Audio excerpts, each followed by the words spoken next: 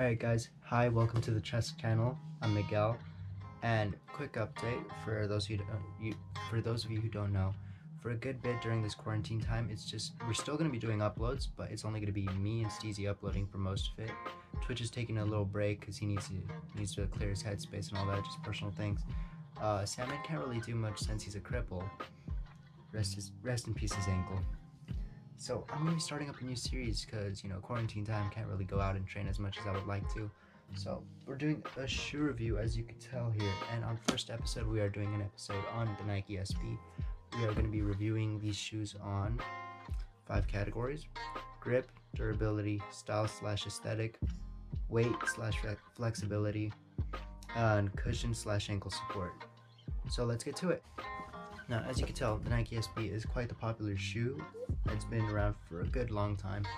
I got them because of a Farang article where they were recommending shoes to athletes who want something stylish but also useful.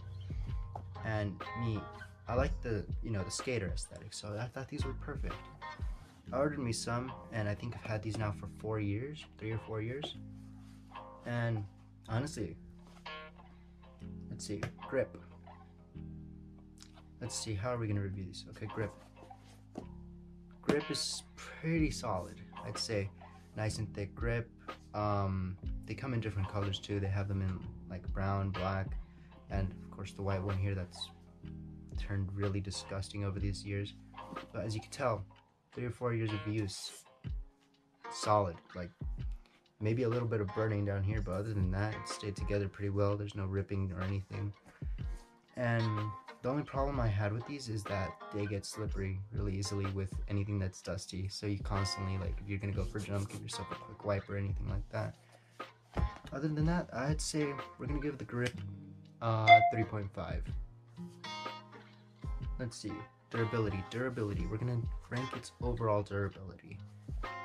Honestly, this thing held together pretty well considering the years. As you can tell, like the suede's starting to like get this weird texture to it. But other than that, like aside from the discolorations like around here and on the grip, it's holding up. It's holding up really well.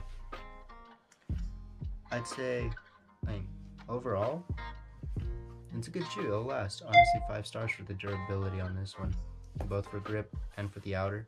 I'd say if anything, the first thing that might rip on you is the shoelaces because they tend to be quite thin.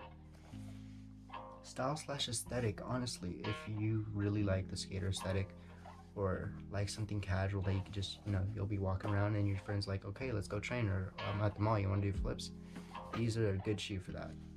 Honestly, like they go with any outfit. They have so many colorways as long as you can find them, of course.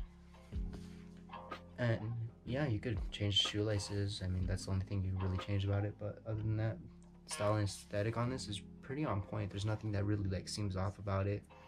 Just overall a good looking shoe. The weight and flexibility, these are really heavy shoes. I struggle to do doubles with these. I can't.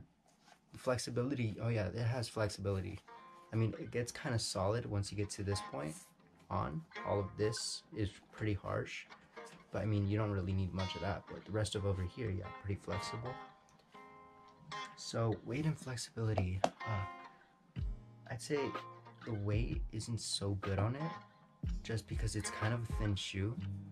So I mean, unless you have an insole like what I put, it's gonna hurt. Like the overall weight will take a toll on you. Flexibility, you won't really have anything bothersome about this part being a little rough.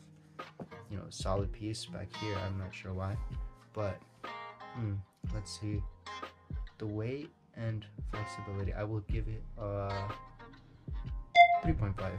Yeah, 3.5. And on our last one, cushion/ankle support. Cushion is shit with these, complete shit. I had to get me some, like I mentioned before, the weight is ass with these, so they're really heavy, and they come with a really thin insole, so I had to put in a Vans Ultra Cush one to like make up for that. So if you can get some cushion in here, it will make it a good shoe. But let's just review it on how it comes. I don't keep the thin layer of cushion that these came with anymore because I like saw no point to it. Just replace it, honestly. Let's see. Ankle support's complete crap. Like, as you can see right here, it's a really thin layer, and it goes right under your ankle, so it tends to bother a little bit. These aren't shoes that you want to train in all day. They're just, you know, casual for fun stuff, or, you know, if you're trying to get an aesthetic shot. These are pretty good. I wouldn't recommend these for all day training at all. Definitely not. Definitely not for heavy impact tricks like a double full or anything like that. These will suck because you could easily roll your ankle, and the extra weight added to it just not worth it. So the cushion and ankle support, a 2, definitely a 2. It's so bad on these. And now let's just give it an overall score. Overall score, these shoes are a good, fuck it, a 2.5, honestly. You can make them a 3 if you give them, you know, a good cushion, but if I'm just rating them as they are, 2.5. And yeah, that was the first episode. Nike SB, do I recommend? Yeah, honestly, they're pretty good for beginners, and they're shoes that most people already have. And I mean, if you don't like them, you know, then you'll have a good casual shoe to go around in. So yeah, other than that, I guess that's the end of the first episode.